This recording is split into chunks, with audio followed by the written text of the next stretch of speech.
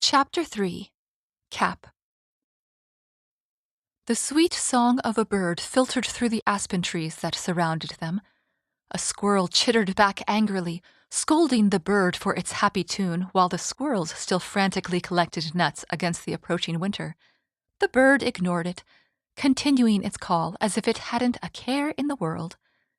Swinging down from the saddle, Cap patted his horse, silently apologizing for not removing Farrell's tack. He pulled the reins over the horse's head and looped them over a nearby branch, secure enough that his mount couldn't pull away, but loose enough to undo quickly. Tucker, you're on guard duty. Take care of the horses and stay alert. If we come back in a hurry, the horses needs to be ready by the time we arrive. Aw, Cap, really? You're leaving me behind? The tall, wiry boy whined. When you agreed to let me come today, I thought you were going to let me join the action. I'm not a child. You're letting Rouge go, and she's a girl. Cap sighed as he adjusted the quiver on his hip.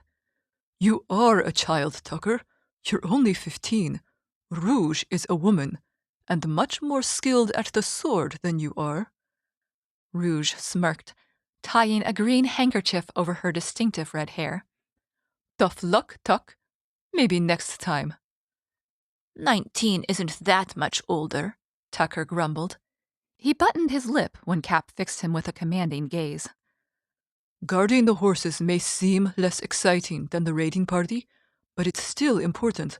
The quicker our retreat, the more likely we escape. The teenager bowed his head. I understand, he mumbled. I'll make sure they're taken care of. Cap checked his sword belt and the bow sheath across his back one more time, then pushed some loose hairs out of his face. He might have to give in and let Rouge cut it for him. It was starting to get in the way. Pulling his hood over his face, he motioned to Rouge and Jeannot as he headed into the trees. Cold? Jeannot asked, tilting his head to the side. The forester had his own dark green cloak thrown open, only clinging to him by the tie around his neck. The trees were thinner on this part of the mountain, so a light breeze made its way through to ruffle his short brown hair. Shaking his head, Cap scanned the surrounding trees as they walked. No, this area doesn't get many travelers, but that is no guarantee. Rouge rolled her eyes. You and your caution. If he was truly as cautious as she implied, he would have brought more people on this trip. His source claimed the messenger would be alone, so 3 people should be sufficient, especially given Cap's skill with both the bow and the sword. But the general's new taxes meant increased patrols. Feel free to plan the next attack yourself, he said simply, raising an eyebrow that she couldn't see past his hood. But don't be offended if I stay home. Jeannot huffed a laugh. He's got you there, sis. Cap's abundance of caution may come with the position, but your hair fits the stereotype. Small tongues of flame danced across her hands as she scowled at her older brother. Control yourself, Rouge, Cap snapped. It's the middle of October, and the mountain hasn't had rain in a month. Her lips pinched together, but she balled her hands into fists, extinguishing the flames. Sorry, Cap, she mumbled, not looking at him. Magic-using friends could be useful, but sometimes he wished their magic only manifested with their hand signs. Emotionally fueled magic was unstable, and Rouge was strong enough that she could set a wet forest on fire if she was upset enough. Just be careful. I'd rather not race a fire back to Tucker and the horses. The descent grew steeper. He shifted his weight, angling his body sideways as he navigated the leaf-covered forest floor. Next to him, Jeannot dug his staff into the ground, using it as a walking stick. When the road peered through the trees, Cap pulled his bow from its sheath. Hoods up, he said quietly, scanning the trunks for the one he wanted. Much of the road had a gentle slope on either side of it, but in this spot, it dropped off sharply on one side with a sheer face along the other. Add the sharp curves shortly before, and it was a beautiful place for an ambush. No one's going to recognize me. Jeannot gave him an easy grin. Why can't I maintain better visibility? Cap shook his head. You're one of the king's foresters. Some of the guards know you. You're also barely 5 feet tall, Jeannot's much taller sister snorted. Trust me, that makes you memorable. 5 feet 1 inch, thank you very much, Jeannot calmly stated. Pulling his cloak around his shoulders, he draped the hood over his head. Then, stepping swiftly behind Cap, he took a swipe at his sister's legs, but she hopped over his staff with the ease of long practice. Nice try, Jeanne, but you'll have to be faster than that to catch me, she taunted. He swung again, this time at her waist. She staggered backward, drawing her sword with impressive smoothness for her off-balance state.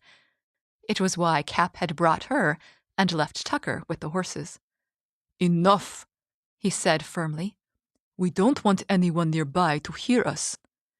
Jeannot pulled back just before he connected with Rouge's sword. Offering Cap a jaunty bow, he replied, Your wish is my command. Where do you want me? In a tree as my backup. Rouge, you'll be lookout at the corner. Make sure you scout the area for guards first. They both nodded before scurrying off to their designated positions. For himself, Cap chose a tall enough tree to hide above the road, but with sparse enough branches to quickly swing down at Rouge's signal. He didn't want to be flying through the air when the messenger came into sight. Time passed slowly while he waited. Cap perched motionless on his branch, watching as first a weary horse pulled a carriage around the corner, and then a group of 4 horsemen trotted under his feet from the wrong direction. Finally, a whistle mimicking a bird call floated through the air. Slipping his bow into its sheath, he flipped around and swiftly lowered himself. The bow was back in his hands, and an arrow knocked before the rider appeared around the bend. Lurking in the shadow of the trees, he waited until the rider was almost upon him. Then he jumped out onto the road, raising his bow and drawing in one smooth motion. Halt! He barked. The horse tossed its head and shied sideways, startled by his sudden appearance. Its cloaked and hooded rider tightened his grip on the reins, pulling the animal back under control with the ease of a skilled horseman. Halt! Echoed a melodious alto voice. You do not look like one of the king's guards. Cap's bow dipped in surprise. The general is sending women now? Did the man think that Cap would be swayed by her pretty face, or that Cap would treat her more gently than the men who had crossed his path? Do you mean General Valentin? I heard that he was regent of Amicia in Prince Raphael's absence. Her amused voice sounded foreign, a Ralnoran accent, if he wasn't mistaken. Are you the bandit that I've heard so much about? Her voice tugged at him, whispering that it was safe to lower his guard. What could he have to fear from a cultured foreign woman? But she had a quiver at her waist and a strung bow across her back. He would be foolish to assume that she was less skilled than Rouge. What if I am? He gruffly replied.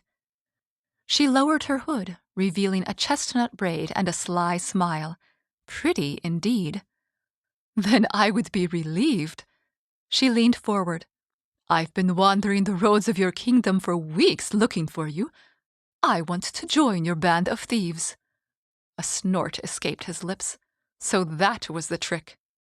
We're not thieves, and I don't accept volunteers unless I know them. Now, if you'll toss me your satchel and saddlebags, I'll let you be on your way. On my way? Her brows lowered, lips pushing forward in a pout. Oh no, I ran away to throw in my lot with the famous Ametian bandit. I have no intention of going home. What are you, 12? He scoffed. Gesturing with the arrow, he said, Give me your bags or climb down and let me grab them myself. Her shoulders pulled back in a taut line. I am not a child, she hissed through gritted teeth. If she had Rouge's magic, she would be lit up like a bonfire about now. There was a fire in her eyes as strong as anything his friend's flames produced. Running away from home to join a bandit sounds very grown up, he deadpanned. But he needed to wrap things up. Another traveler could arrive at any moment. Tell the general to provide you with a better cover story next time. Now, bags. Dismiss me, will you? She grumbled under her breath. Placing her hands on the saddle, she began to swing her right leg back to dismount, and Cap, without meaning to, let his bow dip, the string relaxing as the lady complied with his request. Before he could blink, she had her bow in her hand and an arrow drawn. He scrambled to raise his own again, but her arrow was already flying toward him, straight for his head. Curse General Valentin for sending a woman!